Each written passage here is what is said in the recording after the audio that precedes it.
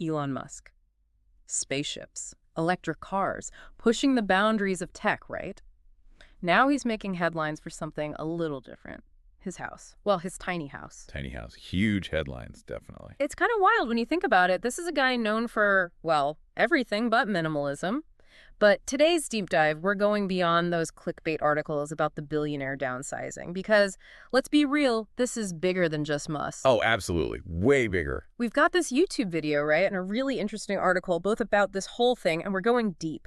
Yeah. Why'd he make this choice? What does it say about him, about his values? The million-dollar question, though, right? What does this mean for the rest of us? For housing in general? Totally, and we'll get into that because this isn't just some billionaire's whim. It ties into some trends that are already happening, even before Musk got involved. For sure. All right, so picture this. We know Musk isn't hurting for cash. This is someone with a $62.5 million Bel Air compound. Not to mention, he owned Gene Wilder's old place, like actual Hollywood history. Right.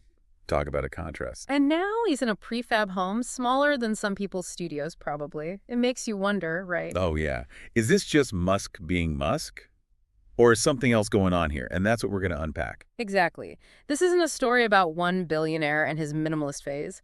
This is about how we all might be living soon. Our sources talk about how popular tiny homes already are, even before Musk made his move. Yeah, and that's the thing. Tiny houses, they've been gaining traction. People wanting to be sustainable, wanting simpler living, or just, affordability. It's a whole movement. But then someone like Musk gets involved with his resources, with the attention he gets. Makes you pay attention, for sure. Could this be a tipping point for how we think about houses, in general? That's the big question. It really is. Huge, actually. So let's get into it. We're talking about a Boxable Cita. Not just any tiny home. This is a 20 by 20 foot foldable prefab, and get this, $50,000.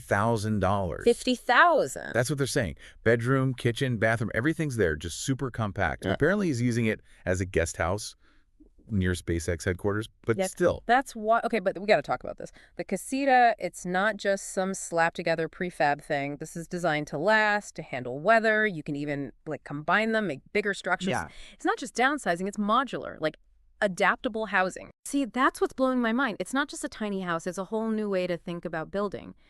And the factory, this is the kicker, it can make one of these every 90 minutes. No way. Are you serious? That's what I'm saying. Faster than some pizza places. Wow.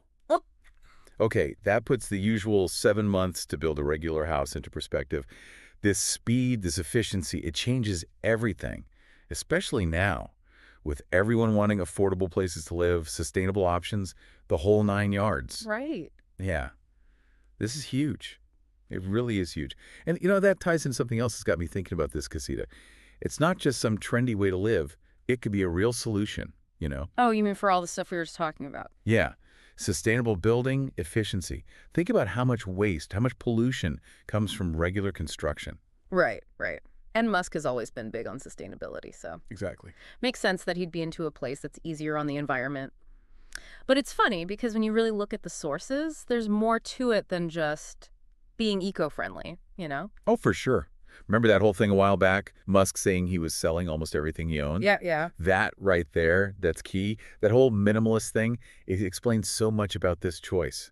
He doesn't want distractions. He's said it before. He wants to focus on work, on, changing the world, basically. And what better way than living in a tiny house? No clutter, no yard work. Right.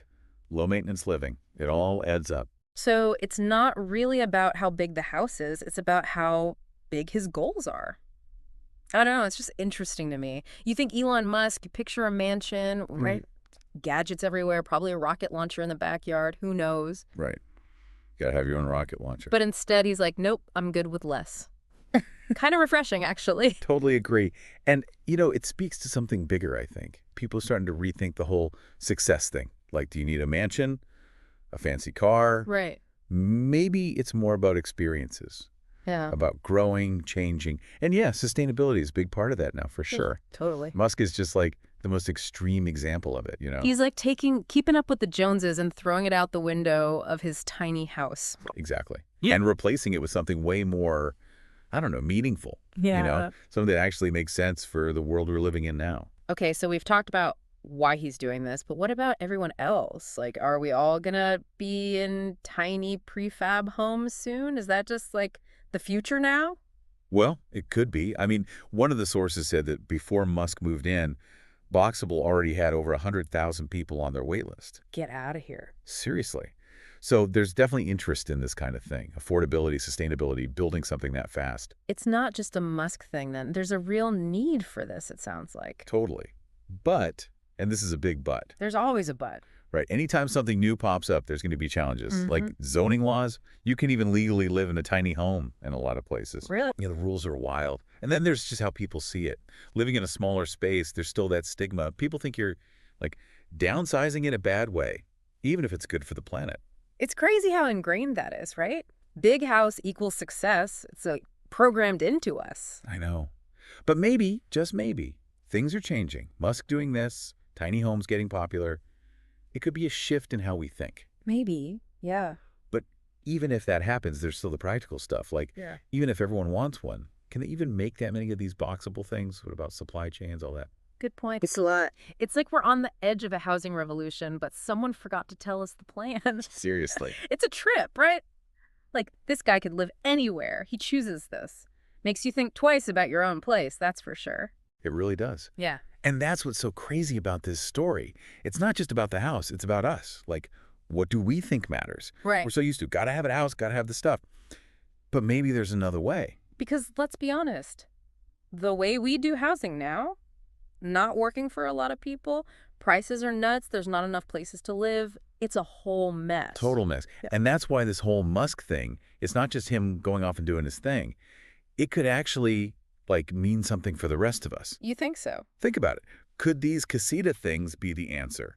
Faster to build, better for the planet. Affordable, too, if they can really keep making them for 50 grand. Exactly. Right. There's a lot of ifs, but still, it's a possibility. It's kind of wild when you think about it. This tiny home tucked away over there by the SpaceX place could start a whole revolution. Wouldn't that be something? So last thing, and this is for everyone listening, imagine this. You get to design your perfect place. Money's no object. No one's telling you what you can or can't do. What's it look like? Ooh, that's a good one. Mansion, cabin in the woods, or Huh? maybe a boxable casita. Hey, you never know. Maybe the future is smaller than we think. And smarter. Yeah. And way more sustainable. And that's a future I can get behind. Thanks for diving deep with us, everyone. Until next time.